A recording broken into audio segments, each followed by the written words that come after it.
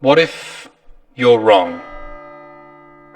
Some might ask us.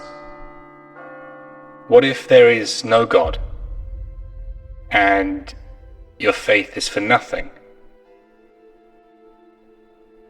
I would hope that I would reply something like this.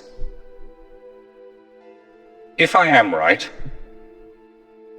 if there is a God and He's revealed Himself in Christ, then all of life is transformed.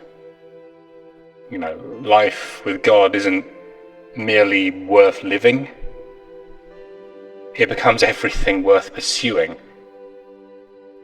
For we have a God who loves us, who enters history to live among us, to suffer for us, to rise for us. He's not a distant observer, but a God who gives everything to redeem us and invites us into this eternal communion with Him. In this vision of reality, every dimension of life, reason, morality, purpose, art, science, love, sacrifice, it all stands on solid, unshakable ground. The human longing for meaning is no longer an unsatisfied ache, but a divine whisper pointing us back to our Creator. Hope is no longer a painkiller, but it's a promise. Love is it's not just mere instinct, it's the very fabric of existence itself. And suffering, it's no longer senseless, it's redemptive, endowed with dignity and purpose, and it's endowed so by a God who Himself suffers for love's sake. Most of all, the human person is no longer defined by mere opinion or utility or whim. We're not accidents of chaos, nor commodities, to be used and discarded. We are sacred. We are creatures made in the image of the eternal, fashioned with purpose, bearing intrinsic and objective worth, precious beyond measure, because He says so.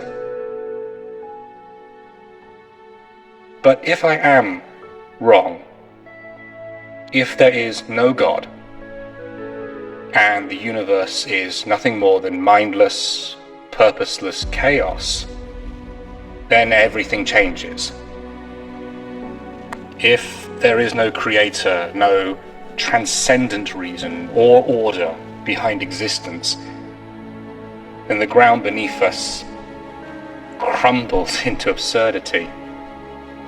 Hope becomes an illusion, comforting, but false. Love is just reduced to biology. It's a trick of evolution designed to prolong our survival. Truth ceases to exist, for in a universe of blind forces, there's no standard to define it. Beauty becomes a fleeting mirage. Morality becomes a matter of shifting consensus, untethered to anything beyond ourselves. And the human being? If God is absent, we are no more than dust, cosmic debris clinging to a rock adrift in a universe that neither knows nor cares that we're here.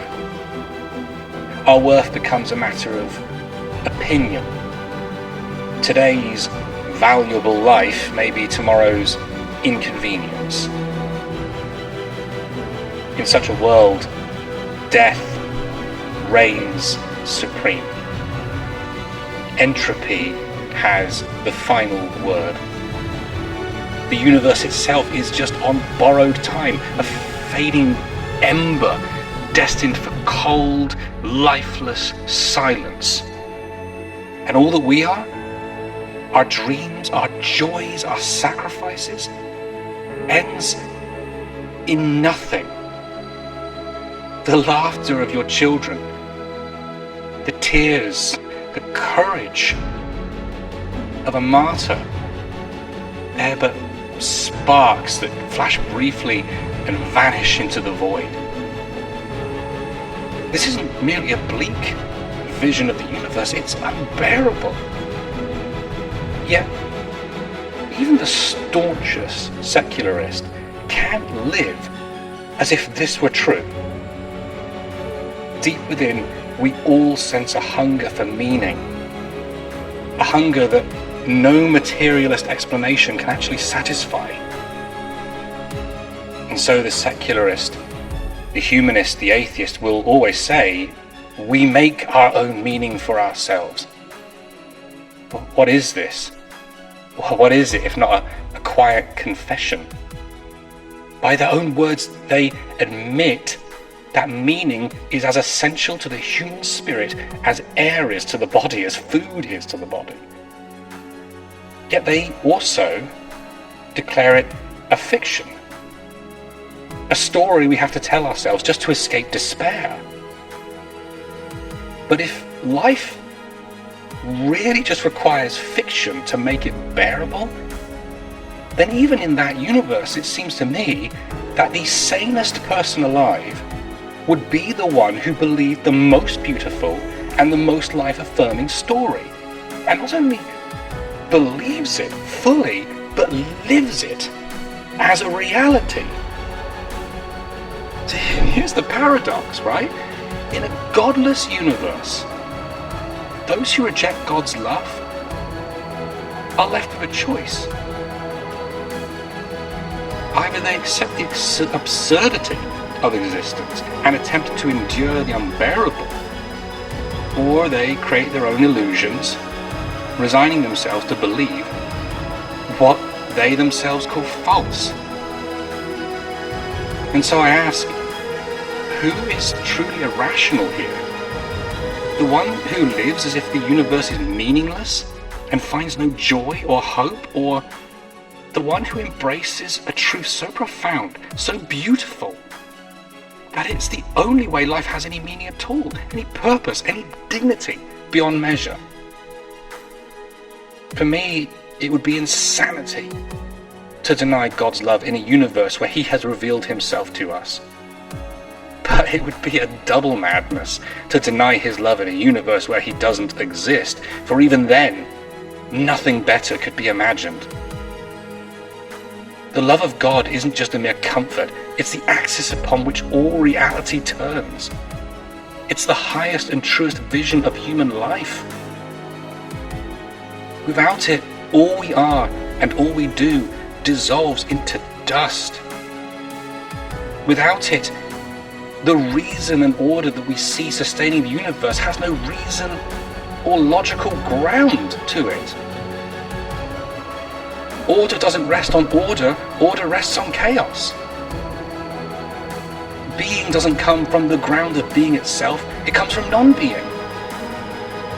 In that universe, 1 times 1 doesn't equal 1, 0 times 0 equals 1. It's irrational on the face of it to declare that reason and rationality and logic arise from non-reason, non-being, non-logic. Meaning itself unravels. And yet, with the love of God, with that truth, with that reality, not only do we have reason, not only do we have purpose, not only do we have truth, but we're lifted to a glory we can't yet even fathom. And I choose to live for that glory.